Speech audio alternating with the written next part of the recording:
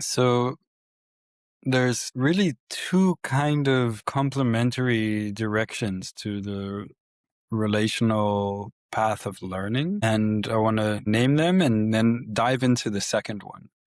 So the first one is really it's it's the basics and the skills of communicating that are basically relevant for everyone. How do we navigate our relationships? How do we collaborate? How do we get on the same page? And of course, there's all kinds of nuances to that, and it's really absolutely life-changing to be able to move from that to that, to be confident about that, to do it not through being nice and not through a kind of compromise that leads to resentment, et cetera, et cetera. But then there's another dimension of the relational path that I am particularly passionate about and in love with. And it might be that not everybody is called to that, but certainly some people are. And that's the path of really deepening into a presence-based space of connection. So it's not that we're just communicating instrumentally, which is to say, okay, how do we work through this, or how do we make progress on this project, that kind of thing. But actually, where the point of the relation is the relation, not some exterior purpose.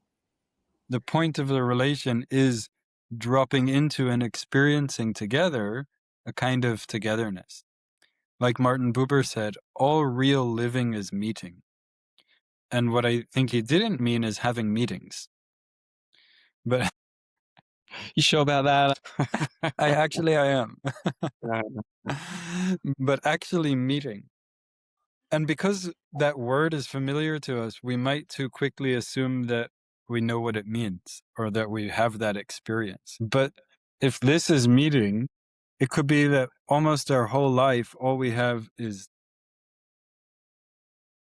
we're just exchanging words or exchanging information. Or maybe on special occasions, there's a flash. But for many people, it's relatively seldom that there's really that dance of intimate unfolding. And that's what I want to explore, because that's a whole art form, just like, dancing, contact, improv, or any other kind of dance or music. Those all involve skills and artistry. Or like one of my meditation teachers, Rob Burbea, said, sensitivity, attunement, and responsiveness. And then it's not just, oh, okay, how do I, prepare to say my observation, feeling, need, and request, but actually there's an intimacy in my own being, and a discovering, and an emergence, and there's an intimacy with you, and then there's an us that's taking shape as we explore. There's the art of resonance, of what kind of feedback do I give that moves or shapes or invites the unfolding in a different way. So that's what I want to explore a bit, and I think the best way to do that is for us to dive in and try it out. But yeah, maybe I'll just pause and see, how is that framing or presentation landing in you? Anything that it brings up, interest, curiosity, wonderings, resonance? Yeah. Yeah, I love it. I noticed a nice deep breath at some point. You spoke about the meeting and, what's possible.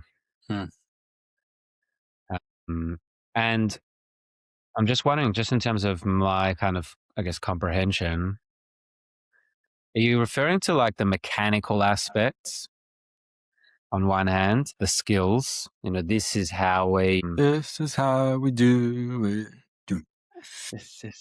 This is how we communicate.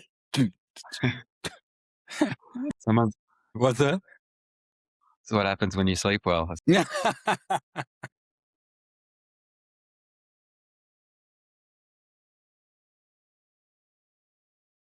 Yeah, where was I? Yeah, so is it the mechanical way? Like, was Marshall Rosenberg, in your understanding, talking about what you're saying when he said, okay, there's the mechanics like NVC and the OFNR as a strategy to getting at the quality of connection that we really long for? Is that one way to understand what you're saying, or are you differentiating it from that? Yes and no, because it is part of it. That's part of it, but it's not the only differentiation, because even in NVC, like, Marshall was primarily driven, as he said it, by a seeking of alignment with and experiencing of what he called beloved divine energy. So that's clearly something which is not mechanical in its essence, but it is served by rigorous and precise consciousness and communication practice. But still, even amidst that, it's more of like, it might be more related to purpose in a given interaction. So if we're working together, we have a purpose which is kind of mission related. And of course, we want to and we enjoy working together collaboratively and in a friendly and mutually supportive and generative way. But the main purpose in the context of that space is not just diving into the contours of our connection in the moment for its own intrinsically fulfilling sake. That's, more, it's like a different genre of interaction that oftentimes is associated, I would say, either with the intimate moments of intimate relationship or with spiritual practice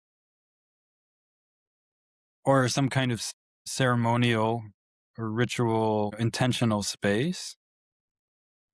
And so it's going more in that direction, but taking it out of the confines of those limited spaces, only with an intimate partner, only, but actually that there's some potential when people meet Mm. for something to unfold, which puts us very readily in touch with something that feels really close to essence and meaning and beauty. And that's what I'm interested to explore, that dimension of relational practice and path. Now, many of the skills that we train in our courses are really helpful in that. For instance, in the later units of the Foundations course, I think we have something on presence-based relating, the immediacy, the honesty, which means revealing what's alive right now. So being in touch with what's alive and being able to give voice to that. Like I did a group session last night and we played the feelings welcome game, which maybe we can also demonstrate at some point today or another day. But somebody afterwards was sharing that he actually, so in that game, that practice, you're revealing what's alive in your experience, in your feeling world in a given moment. And he was sharing that there were some times when he didn't actually feel confident that what he was saying was actually what was going on there, that he wasn't just making up words. And contrasting that with times when he did feel confident, that, and then when he would name it, then it felt like, oh, it did something to speak that out and bring it into the shared space. And it was just a reminder that many people who either weren't brought up or were never later on taught or took on that kind of training, it's a kind of literacy that has two elements. One is feeling ourselves in a differentiated way, sensing, and the other is being able to name, to give voice to those different contours of aliveness with precision, where the words feel congruent with the experience. And what he was saying is, oh yeah, actually, I don't feel confident in that competence. And of course, that that can create a distance. It can create a kind of self-alienation or sense of muddledness, not being able to clearly present what's going on in us. with the sense that, oh, I can put you in touch with me. So that's, kind of one of like the foundational domains of skillfulness, which then coming into this realm, which is really about intimacy, meaningfulness, real meeting, that's really helpful. If we want to meet in that kind of nuanced, subtle, energetic, presence based, authenticity connected kind of way, it needs us to be in touch with our authenticity and able to bring that into Yeah. connection in a flowing way. Yeah, let's do Yeah, great. this. So let's set it up like this. This is a very basic kind of orientation which can get us rolling. And these kinds of practices, kind of structures can be helpful for, yeah, just giving some structure that also then through that kind of structure, we grow familiarity that then, that it can emerge spontaneously as well without needing a formal practice. But let's do it like this. One of us will ask the other question. The question will be like, I can start asking you, let's say, Mike, what's it like to be you right now? And then the invitation is just for you to let that question drop in and discover what the answer is to it that's emerging right now. And you share a bit, and then my job will be just kind of tuning in and then seeing what feels like a natural movement to reflect back, perhaps to share that I'm touched or to echo something that's emerging that invites you more into it. And then we're just in the kind of spontaneous dancing, playing together in that. Then at some point we could switch it or, yeah, we'll see how it goes. Yeah, I love this. I don't even think we've done this in the courses. This feels like a new experience for me, which is exciting. So, all All right. right, let's do So, it. Mike, what's it like to be you right now? There's like a bubbliness, some sort of excitement, some sort of spaciousness, which has been created, which I've noticed kind of growing over the last few minutes of our Mm, conversation, mm, and like an unknown element of like, where's this going mm, to go? Or the kind of excited curiosity. With an excited curiosity. And there's another shade of like, am I going to go places where I don't want to Mm, go? Or there's also some hesitation. Or am I going to leave my, mm, yeah, it just sounds strange to say it out loud, but am I going to leave myself or mm, disconnect? yeah. Am I going to leave myself? Yeah. And is it that there's a desire to explore, but really wanting to stay close to yourself? Yeah, there's a desire to explore. And also, it's a familiar feeling, this Mm, spaciousness. And it feels, on one hand, there's a pleasantness mm, to it. And I've had experiences in being in like a state of similar spaciousness where I can experience disconnection from others and mm. myself. So that's, yeah. Yeah. So isn't that interesting? Right as we just start to step into the space of an unstructured connection, something in the like unstructuredness of it pings these associations from past experiences.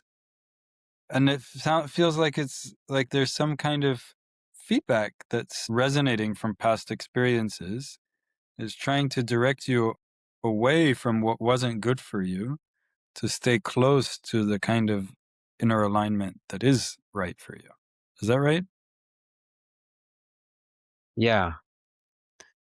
Yeah. There's like a fear in Mm, me, particularly just contextually being in Israel at the moment and being in a situation of high stress. Well, I'm in a state of high stress mm, regularly, and I have two mm, kids, young kids, and I really want to stay in a place where I'm mm, functioning and able to take care of them, mm, of me. But there's a fear of like, will I mm, lose um, in this spaciousness, will I kind of lose a sense of or an ability to really be responsive in the moment as I want to be? And to put some more words on it, is this a realm of like oversensitivity? Or Mm, I feel there's, for me, mm, I'm,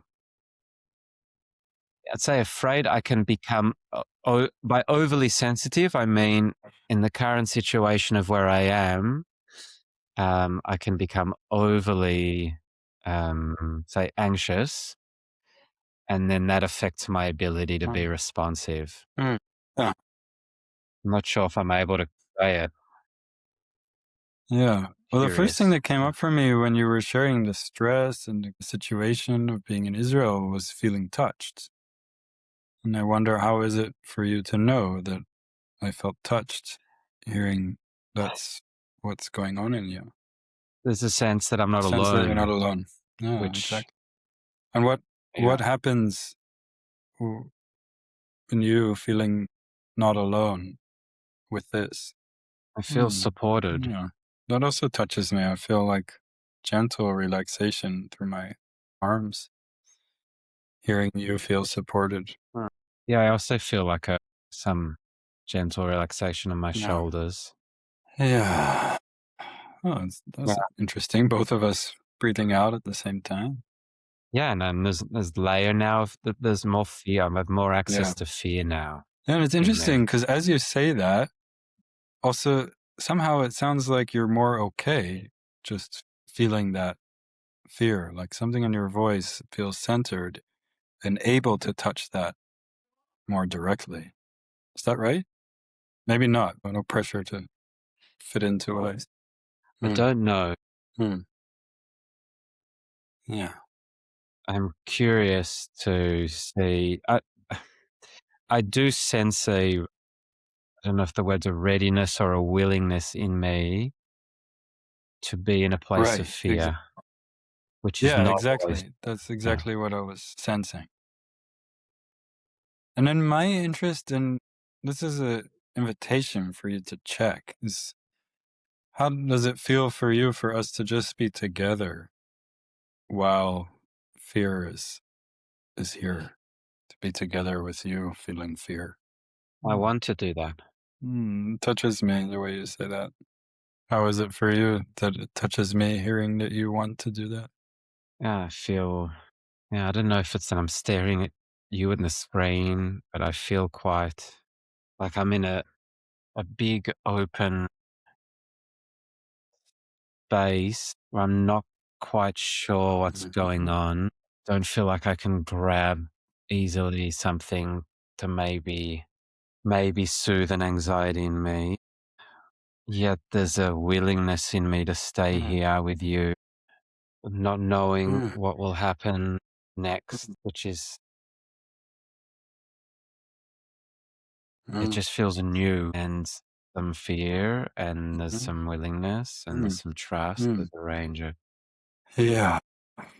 like, I want to ask something like, will I be okay if I Mm. stay here?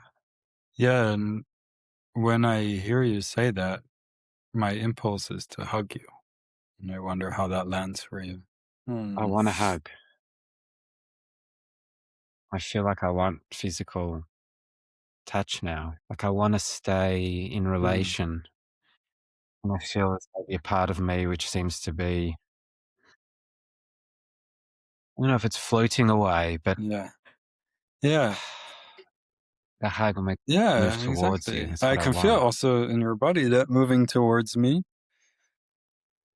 Yeah, and this feels really precious to Hmm. me. Also, just really notice my interest and engagement with you, like this very basic impulse to come towards connection when there's fear. That's like the most basic, natural impulse.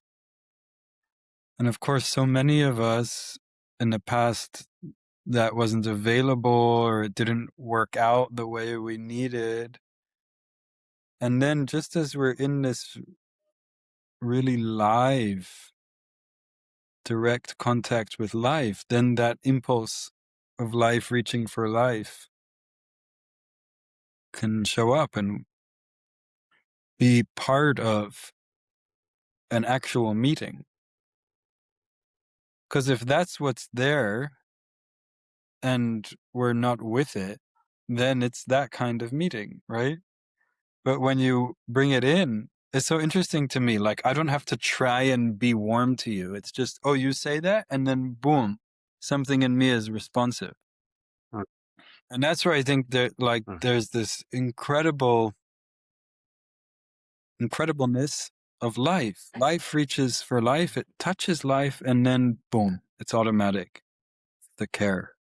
You know, this is powerful for me because what I'm gleaning from this experience now is that by me revealing authentically what's alive in me, I'm actually allowing myself to stay in connection, to reach for connection, to receive connection and Oh care. yeah, I feel a pleasure here in my chest hearing you say to receive connection and care. Yeah, this is a new Mhm. experience for me. I Yeah. mean, yeah. I mean, it's the rewiring which has been happening for me over the last number of years in these type of practices, but it still Mm. feels like it's quite a Mm. new Yeah, wiring. it feels something really significant about this being possible where you reveal the actual truth of what's happening inside, and that leads to more connection, meaningful, good connection. Yes, Yeah. yes. Including that's when including including revealing those parts that are Yeah. fearful, confused, Yeah. lost. Yeah. Um, It's so interesting this is coming up because I had also a very similar experience a few days ago with a lot of fear coming up, and also with a friend being with me, and really seeing the difference between, oh wow, that comes up, and there's no sense that I could be really welcomed in that it could be part of connection, and the other person could be totally happy to meet me in that and not overwhelmed by it, not eclipsed by it. But then bit by bit, oh, okay, yeah, we can be with me with this, and that's just fine. And then just how deeply calming that was and connecting. This, again, like some really foundational part of my life experience had been held out of the connection. It was either this or this, but never yeah. connection through that, or rarely. Yeah, this is beautiful. And what kind of touches me and comes up for me is this type of space, I think needs to be called on.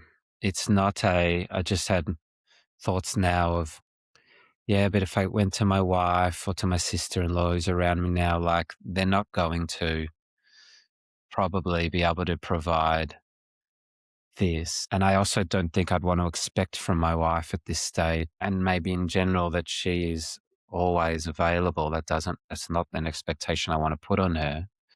And what I love with your story is you called upon a friend. And I can just imagine myself thinking of certain people in my life that I can, there's a sense of empowerment and agency in me. Oh, I have people I can call upon that would be really Exactly. glad to be with Yeah, me beautiful. in this way. Yeah, that we don't have to make that only the job of a formal therapist in an hour of therapy, or with AI, both of which, I appreciate and value, or only with my intimate partner that they need to meet all of my emotions and emotional needs, but actually Right. to grow and normalize a culture. And again, there's a couple elements there. One is where we do normalize that turning towards each other. And, and in a way, what it is actually just honestly answering the question which we ask each other: how are you? How's it going? And actually bringing forth the truth in response to that. But then the second piece is that there's someone on the receiving end of that who has the quality of attuned and resonant presence and skillfulness to meet us in that in a way which doesn't just stop at, gosh, man, I'm sorry to hear that, which has care in it, but it doesn't really meet and accompany life until it finds its integrated resting place through whatever is needed there. And that's relatively rare. So shall we, I mean, I could keep going, but yeah, shall we pause and maybe zoom out and talk about almost the skillfulness that you brought here? And is that where you'd like to go, to maybe talk about what Yeah, you were doing? definitely we can do that. Pardon? I can hear your Can you hear son my having some son crying feelings, outside? some life experience, moving through, reaching for life. Yeah. I can mute myself a little That's bit, fine. but not an awful lot I can Yeah, do. so let's reflect together. I can reflect on, a few things that I was doing inside and intentionally, and also you're welcome to reflect about what you were doing or what was working well or not well for you in my way of being with you, our way of being together. One primary really orientation and this kind of presence-based meeting, presence-based relating, is noticing what's going on in me in resonance with what you're sharing. So there's maybe two different aspects of that. The one that I don't mean right now is like my own reactions. What I do mean is like how I'm being touched. Like when you shared, I'm feeling stressed with what's going on with the war and the family. And then I notice, oh, I feel touched. That touches my heart or my care, my compassion.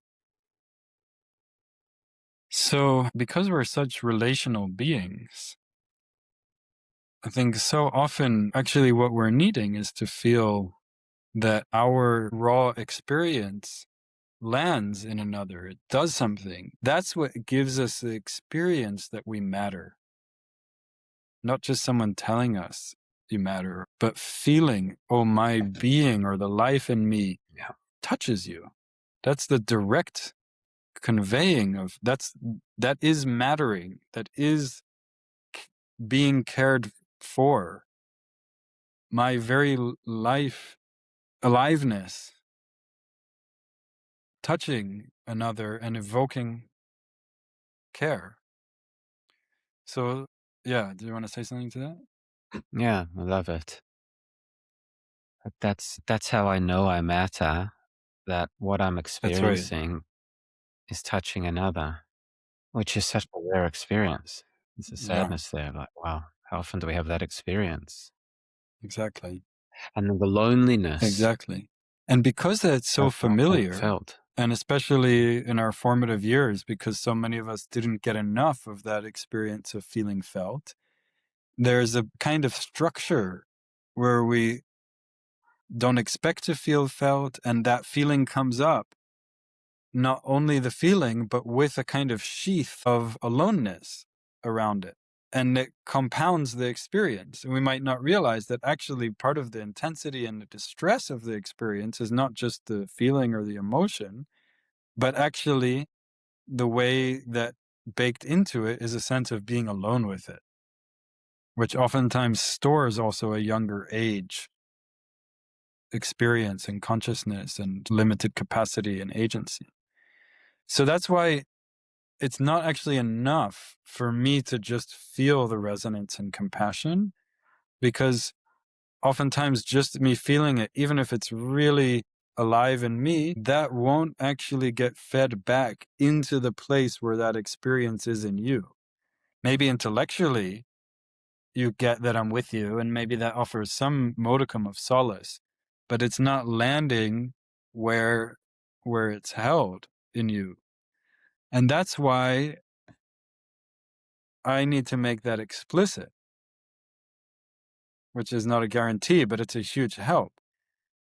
And then Yeah. there's a skillfulness to how do I make it explicit in a way that can most likely land in you, be trusted, and not just be, a fact. I care about you. That would be one way of saying it. But that doesn't exactly match the frequency. It might do something, it comes in up here.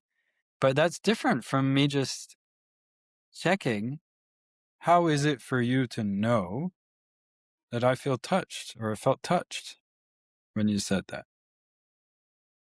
So I'm bringing in my direct experience and inviting you implicitly to take that in.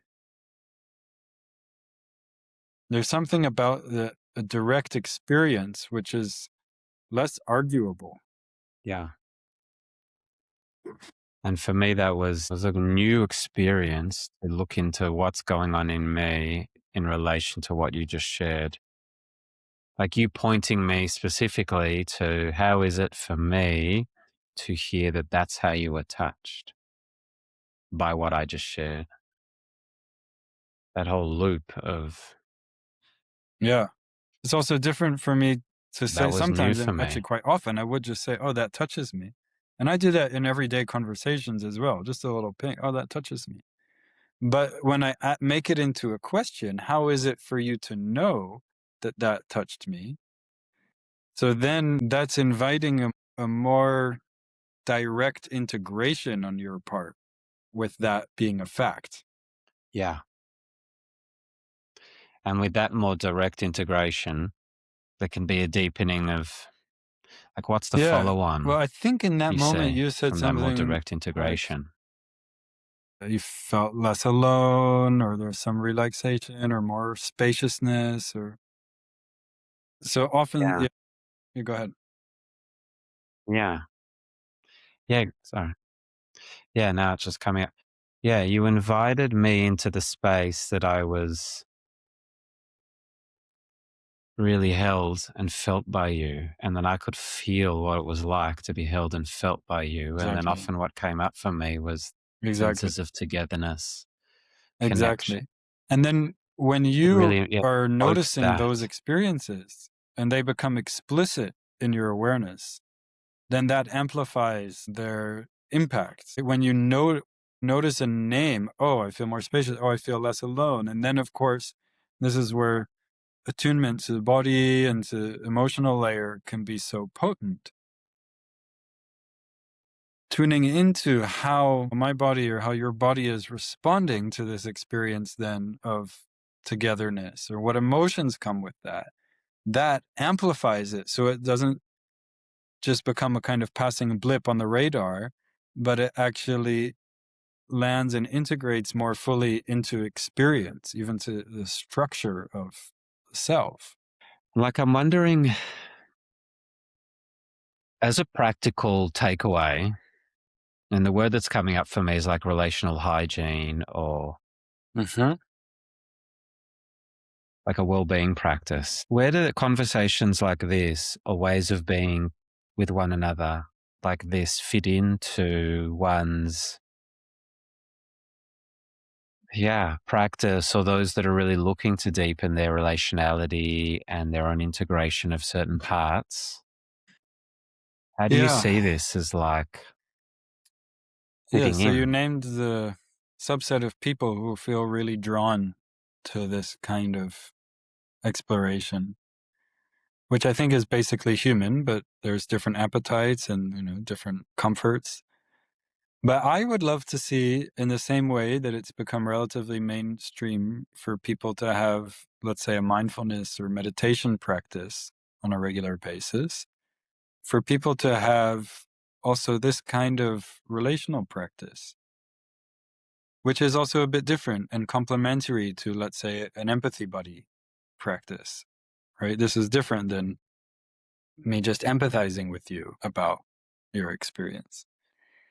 So yeah, I would Yes. love. I mean, and that does exist. This is not something which I'm initiating. There are pockets of people, and they do that in authentic relating or in, circling, and there's similar things. I'm not intimately familiar there, but yeah, and even combining that, like starting out. Let's say you have a buddy or a group or community or a sangha, and you have some kind of regular spiritual practice or meditation practice.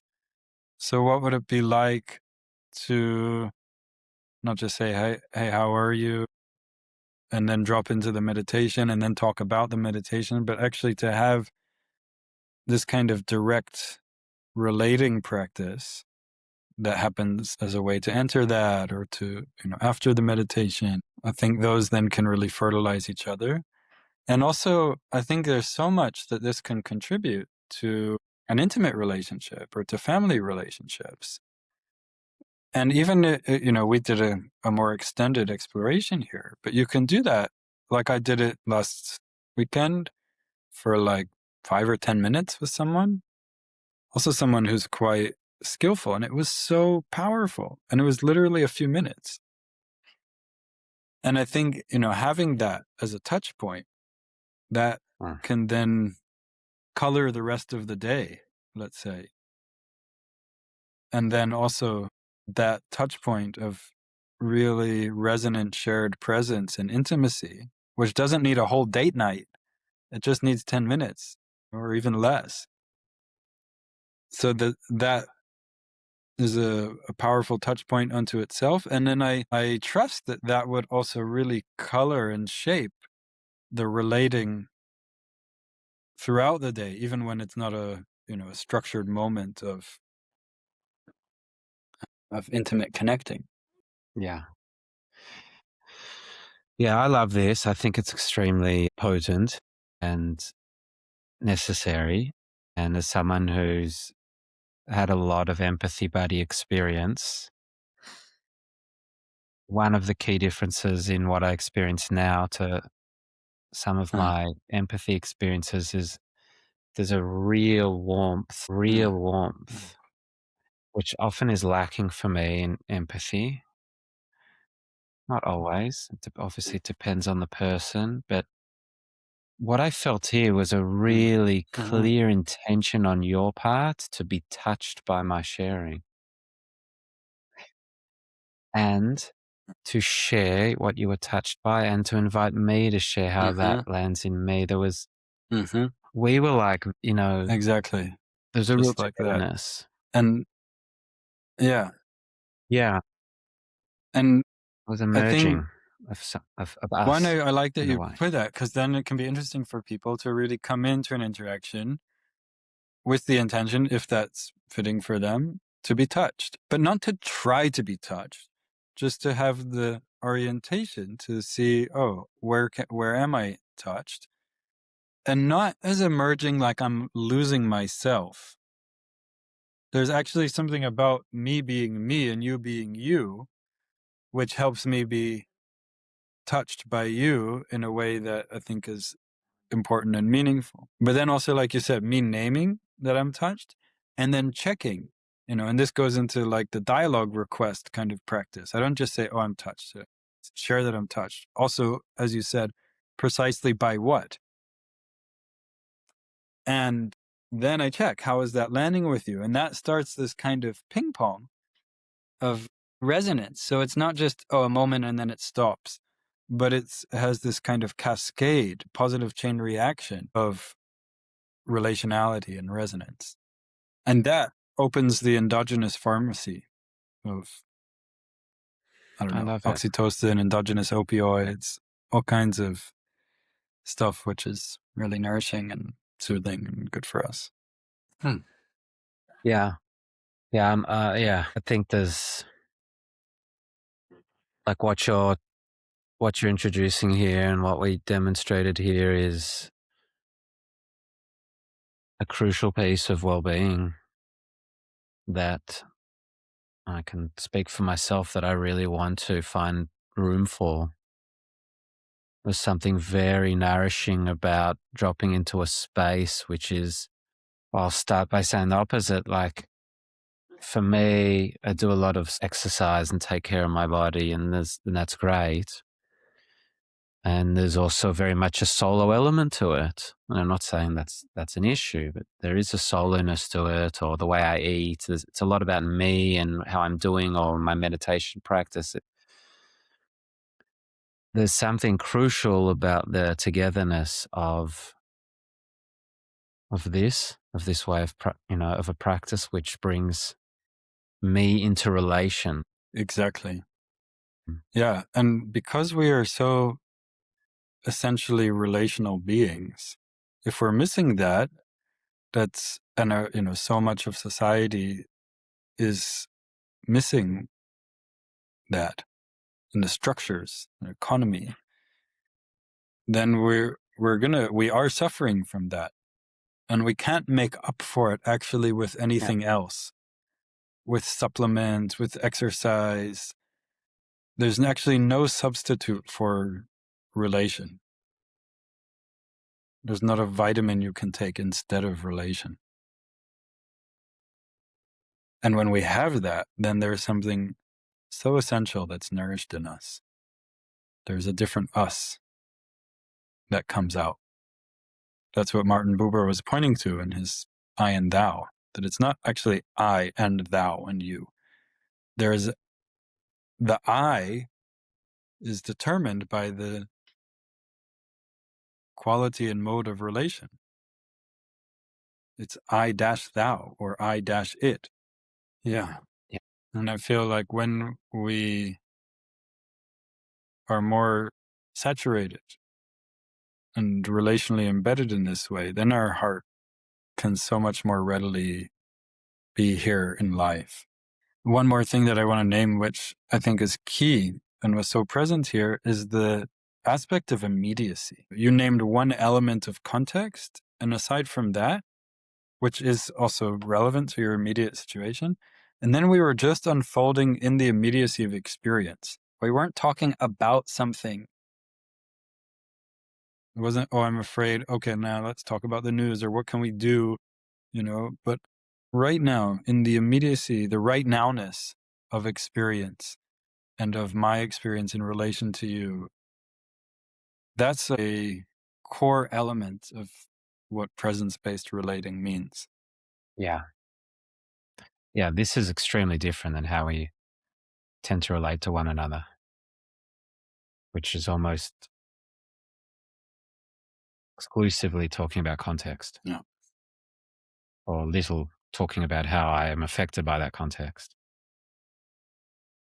And is this, Danny, like, would you say this is your vision for the world, that we transform the way we relate?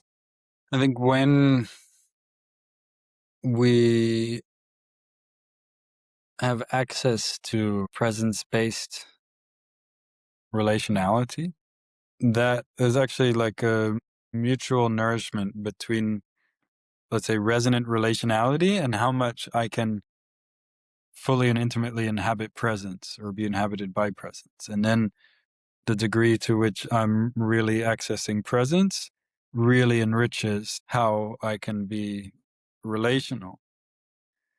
And for sure, it's my vision that we are being in life from rich relational presence. That presence is the portal through which life becomes born, or through which the divine becomes known and not just some theological idea. And that also means that the source of creativity and the flow of care and love and inspiration are coming through. I think that's so essential to regenerative, beautiful, sacred, even way of being alive on the planet. Let's pause.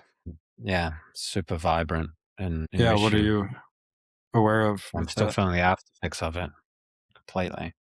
I'm still in a very strong, spacious, expansive sense, and alongside that is a empowered sense that I don't need to be alone in anything that comes up in this place. I can share, and I can find my places to share that into. Hmm.